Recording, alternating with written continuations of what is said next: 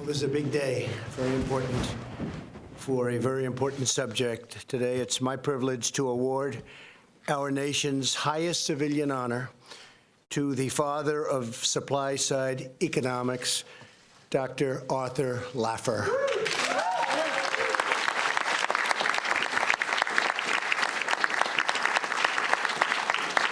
I know Art's been to the Oval Office, unlike most people, many times, but this is a very special time for you. This is a tremendous award. You have the Congressional Medal of Honor on the military side, which, of course, is something incredibly special, and the Presidential Medal is, I just want to congratulate you. There's nothing like it, right? Nothing. Thank you very much, Art.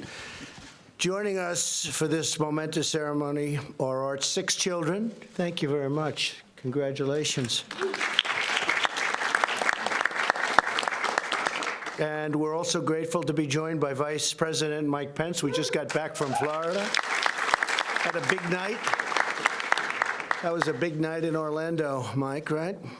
Secretary Steve Mnuchin, Alex Acosta, Elaine Chao, and Ben Carson, thank you very much for being here.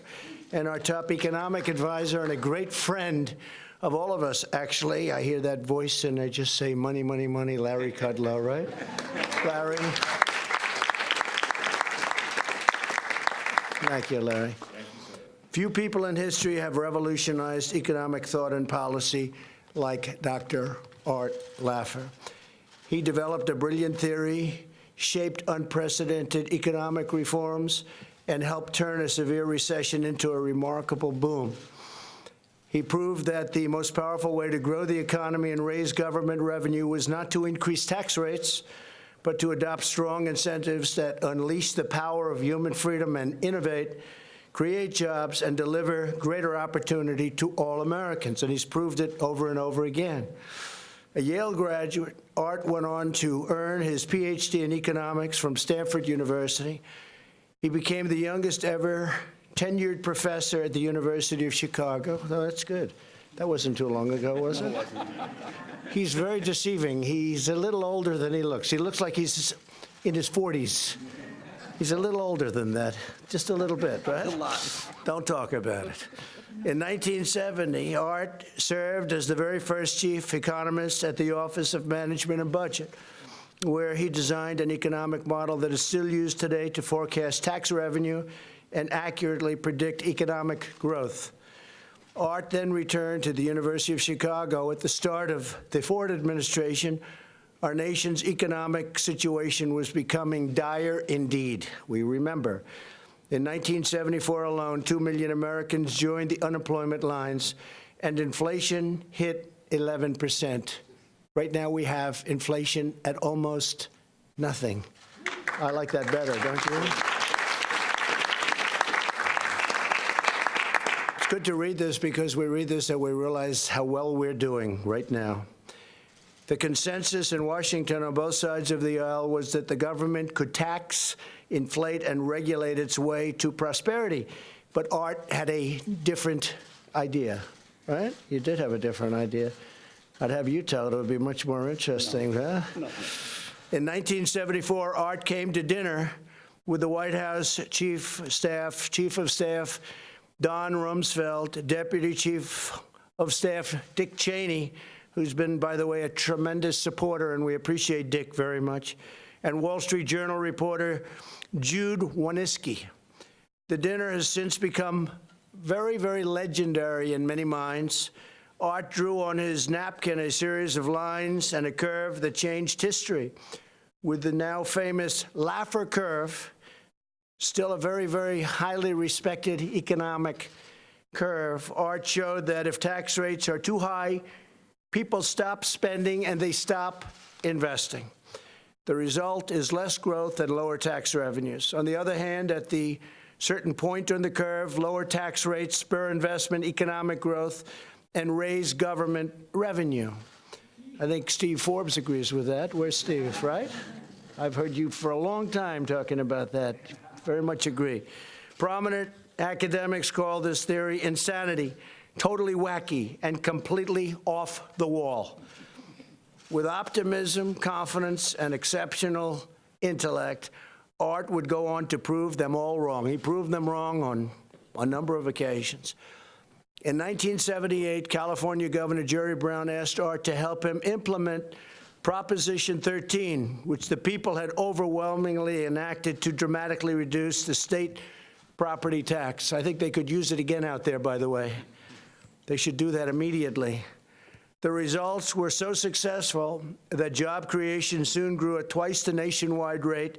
Within 2 years, 43 states adopted similar reforms. During that same period, Art also advised Ronald Reagan and helped shape his low-tax, pro-growth agenda. After President Reagan's election, Art served on the President's Economic Policy Advisory Board. He played a vital role in both the 1981 and 1986 tax rate cuts, which ultimately lowered the top marginal tax rate from 70% to 28%. That's not bad. That's a pretty big reduction, I would say. The Reagan economy soared, creating sustained economic growth, shrinking poverty, expanding incomes, and dramatically increasing federal revenue. Sounds very familiar. Sounds very, very familiar, actually. Our economy has never, ever been stronger than it is today.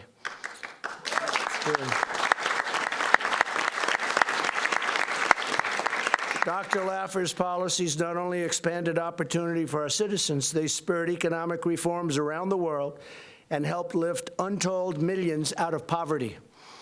Art has advised many world leaders, including former UK Prime Minister Margaret Thatcher, a great one. Staying true to the pro-growth vision that Dr. Laffer helped develop, in 2017, we passed historic tax cuts and reforms into law. Now unemployment has reached its lowest level in over 51 years, with fast-growing wages, low inflation, and real GDP. And this is GDP growth that's higher than anybody ever thought possible. First quarter was 3.2. And everybody said first quarter's not going to be so good, because first quarter is never very good for us. But it was not only good, it was double and even triple what people expected. And we're going to see some other very pleasant surprises, especially when the trade deals are all worked out, and they're coming along very well, Art, as you know. Our tax cuts and reforms also created opportunity zones in distressed communities, another idea that Dr. Laffer helped develop early in his career. In 1999, Time magazine named Dr. Laffer one of the greatest minds of the 20th century. Former Wall Street Journal reporter Jude Wanniski wrote, "In studying public finance, there is nothing more important than an appreciation of the Laffer curve."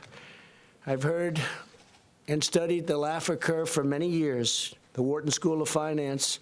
It's a very important thing that you've done, Art, very important. Dr. Laffer helped inspire, guide, and implement extraordinary economic reforms that recognize the power of human freedom and ingenuity to grow our economy and lift families out of poverty and into a really bright future. Today, our nation is stronger, our people more prosperous, and the world a much better place because of the brilliance and boldness of Dr. Arthur Laffer. And it's now my profound honor to ask the military aide to come forward as I present Dr. Laffer with the Presidential Medal of Freedom. It's my great honor. Thank you.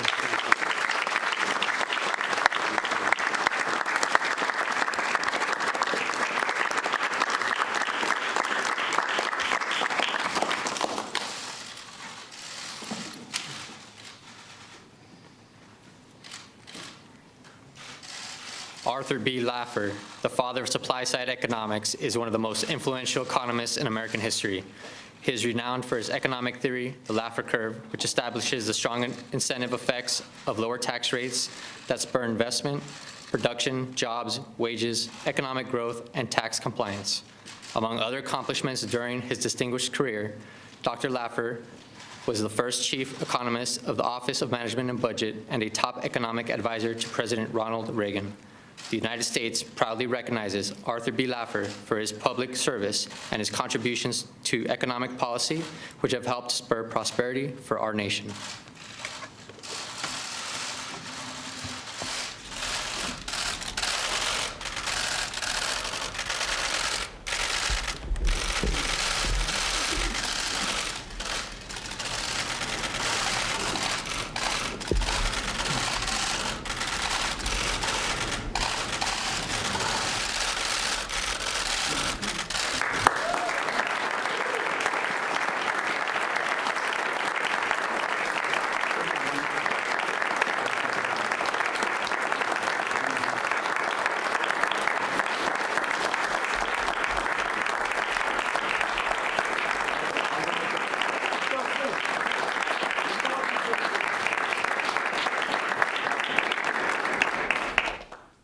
Oh, my gosh.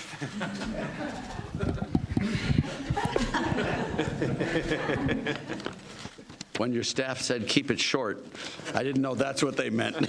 No, I'm just joking. Thank you very much. Let me, if I can, sincerity and brevity, so they say, go hand in hand. And in that vein, Mr. President, I want to thank you from the top, the middle, and the bottom of my heart. Thank you. Good economic policy is a team effort, and goodness knows my fellow teammates are the best ever. Larry Kudlow, my friend forever and ever and ever. Steve Moore, where are you, Steve? Steve Moore. Steve Forbes. Steve Forbes canceled his trip abroad to be here today. Is David Malpass here? Kevin Hassett. Team players, Stephen Mnuchin. Wherever, there you are, you're way back there, Steve. I mean, you don't get a better team than that ever. I mean, this is the team of all teams. And I just want to reflect for a second on some of my past colleagues in working with other administrations. For example, in the past, my colleagues included Nobel laureate and dear friend Bob Mundell, the legendary editorial page editor Bob Bartley of the Wall Street Journal, Jude Wanniski, the crazy, wild revolutionary for supply-side economics, Milton Friedman, of course, my godfather and dearest supporter, Justin Dart, George Shultz, my mentor, who's hired me 4 times and not gotten tired of it yet, I guess. Jack Kemp, who we called the weapon, he's delivered it, and my classmate at Yale, and my dear friend, a guy named Dick Cheney. It's just really wonderful to have, each of whom deserves a lot of praise. By the way, just for the record, Bob Bartley, Milton Friedman, Justin Dart, George Shultz, Jack Kemp, and Dick Cheney all received the Presidential Medal of Freedom. Isn't that amazing? I'm in great, great company. Let me tell you, I'm awed by that. But to get the ball over the goal line, committed leadership is the sine qua non for this. And we had President Kennedy, President Reagan, Prime Minister Margaret Thatcher, and of course you, Mr. President Donald Trump, to really make it all happen. Without the leaders.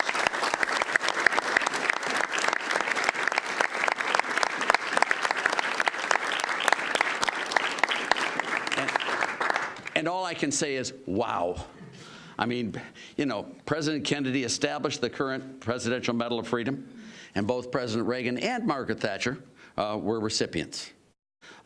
My business partners here, my business partners, friends, and the fellow dream catchers, a number of whom are here today, by the way, have allowed all of this to happen for me, and I'm eternally grateful. They are the salt of the earth, and in fact, they actually live the lives that we economists just talk about. They actually do it, and it is for them that we do what we do. They have kept, do keep, and will keep America prosperous. And my final shout out, if I may, is to my family, my wonderful family.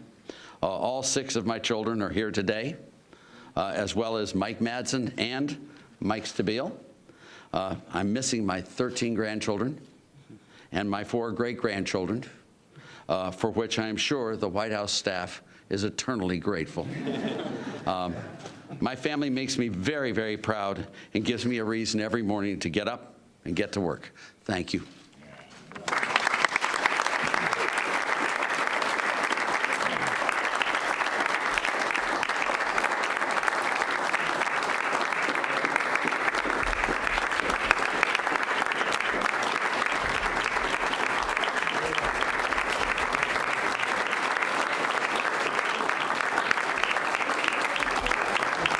Mr. President, why did you not want Hope Hicks to testify?